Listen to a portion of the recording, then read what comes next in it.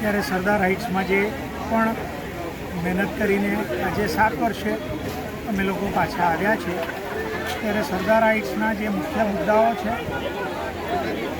પાણી, fire arrester,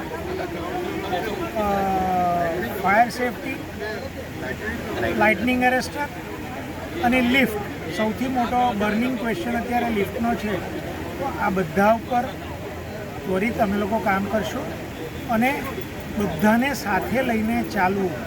એક mission જે પરિચયભાઈએ ઉપાડેલું આપણા પ્રમુખ સાહેબે, તો એની ઉપર કામ કરીને બધાને ભેગા લઈને સારામાં સારી સોસાયટી, સારામાં સારા નિયમો બનાવી અને અમે આગળ વધશું એની અમે ખાતરી આપીએ છીએ.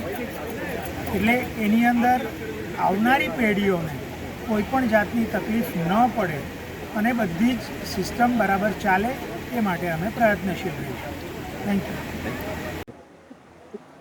સરદાર હાઇટ્સના બધા વોટરોને આભાર કે એ લોકોએ મોટી સંખ્યામાં ભાગ લીધો આ ઉત્સવમાં અને અમને જે જવાબદારી આપી છે તેના કરતાં વધારે સારી રીતે અમે આ પૂર્ણ કરીએ.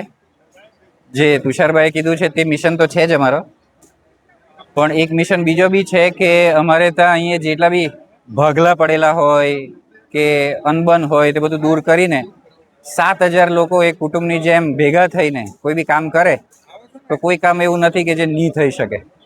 એટલે આ મારું મિશન રહેશે 1 વર્ષ માટે અને બધાની ભાગીદારીથી અમે આ કામ પૂરું કરીશું એવું પ્રાર્થના બી કરીએ છીએ અને વચન બી આપીએ છીએ બધાને. Thank you.